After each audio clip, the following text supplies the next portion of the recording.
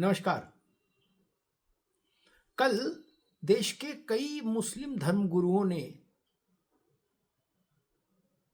एक फतवा जारी किया कि अगर कोई मुसलमान, अगर कोई इस्लाम को मानने वाला शख्स 1 जनवरी को नया वर्ष मनाएगा, नए वर्ष की किसी को बधाई देगा, मुबारकबाद देगा, किसी तरह के उत्सव में, उल्लास में शामिल होगा, तो वो इस्लाम का गुनहगार माना जाएगा, शरिया का गुनहगार माना जाएगा। यानी नए वर्ष के उत्सव से, उल्लास से मुसलमानों को पूरी तरह 100% दूर रहना है। मौलाना शहाबुद्दीन रजवी से लेके कई मुस्लिम धर्मगुरु ने इस आशय के वक्तव्य जारी किए अलग अलग स्थानों से। इस तरह के फतवे का मतलब क्या है, अर्थ क्या है, एक विषय, और इसके पीछे मानसिकता क्या है, वो दूसरा विषय। आपने कभी कहीं सुना कि भाई मुबारकबाद भी कोई देगा तो दोषी माना जाएगा? ऐसा कहीं का आपने सुना? ये केवल इस तरह के विचार में हो सकता है।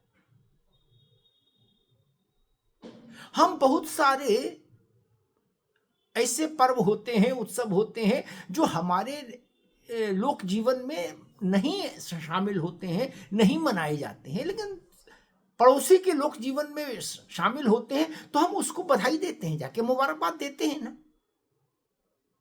ईसाइयों का नया वर्ष, पारसियों का नया वर्ष शुरू होता है, हम तब भी बधाई देते हैं।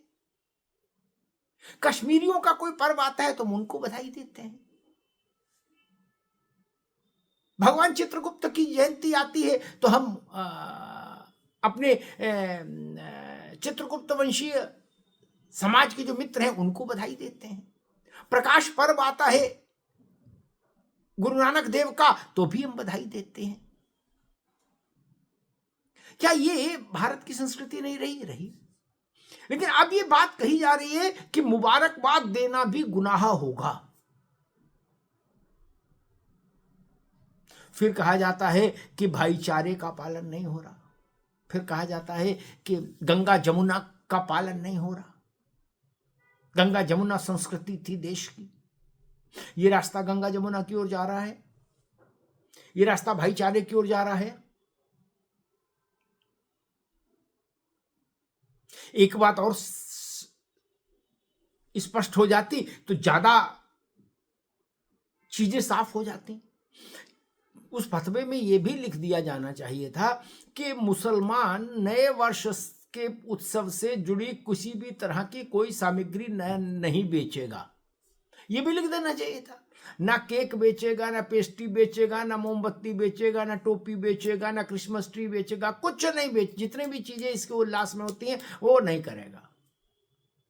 और ये भी लिख देते कि भाई नए वर्ष पे वो दुकान भी बंद रखेगा अपनी, क्योंकि दुकान पर आएंगे लोग उल्लास के वातावरण में, हो सकता है वो भी उल्लसित हो जाए और मुबारकबाद दे देता। इस ढंग से चीजें चलाई जा रही हैं। और फिर भारत की कंपोजिट कल्चर की चर्चा होती है मंच से।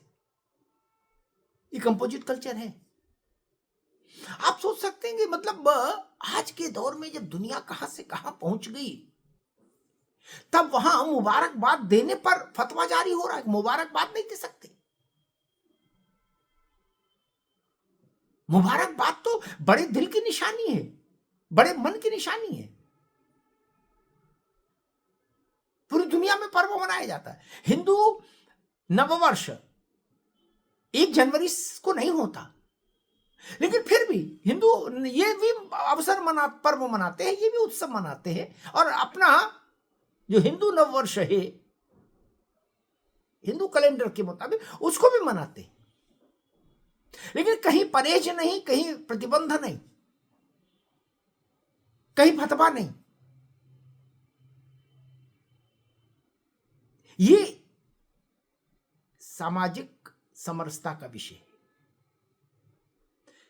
क्या मुस्लिम धर्मगुरु ये चाहते हैं कि हिंदुस्तान में रहने वाले जो मुसलमान हैं वो बिल्कुल आइसोलेशन में रहें? वो केवल ईद की बधाई दे और ईद की बधाई ले, वो भी मुसलमान कोई बधाई दे मुसलमान से ही बधाई ले। तब फिर अगर कुछ लोग आगे बढ़कर ये कह देते हैं कि नहीं, सामान भी उससे खरीदिए जो आपके धर्म का हो, तो उस पर हाय तो मच जाती। ये रास्ता वहीं से ऐसे ही फतवों से खुलता है ना। कुंभ में अखाड़ा परिषद ने कहा कि जो गैर सनातनी है उनको यहाँ कारोबार के लिए दुकान लगाने की अनुमति नहीं देनी चाहिए। हालांकि सरकार ने ऐसा कोई आदेश जारी नहीं किया, लेकिन अखाड़ा परिषद ने ये बात कही, तो इस पर हाय तौबा मची। कहा गया कैसे आप भेदभाव कर सकते हैं, मुसलमानों को कैसे कुंभ मेला क्षेत्र से बाहर रख सकते हैं, उनका भी हक है। एक तरफ आप उस हक की बात कर रहे हैं और दूसरी तरफ आप ये कह रहे हैं कि न्यू ईयर ईव पर, नए वर्ष के उत्सव पर कोई मुसलमान न मुबारकबाद देगा न लेगा, और उसने किसी ने ऐसा किया तो उसकी खैर नहीं। आप सोच सकते हैं किस ढंग की मानसिकता है और किस ढंग का चिंतन है। अब देखना है 24 घंटे के भीतर ये तय हो जाएगा कि मौलानाओं की बात कितनी चली, और जिन्होंने नहीं मानी मौलानाओं की बात मुसलमानों ने, उनका फिर क्या हुआ। क्या उनको धर्म से निष्कासित किया गया? क्या उनको गैर इस्लामिक घोषित किया गया? और अगर नहीं तो फिर ऐसे फतवों का मतलब क्या? क्या केवल शोशेबाजी है ऐसे फतवे? ढेरों सवाल। लेकिन आज के दौर की दुनिया में ऐसे फतवे शर्मिंदगी पैदा करते हैं। जहां मुबारकबाद देने और लेने पर मजहब के आधार पर रोक लगाई जाने की हिमाकत की जाए। ये विषय भारत की प्रतिष्ठा से भी जुड़ता है।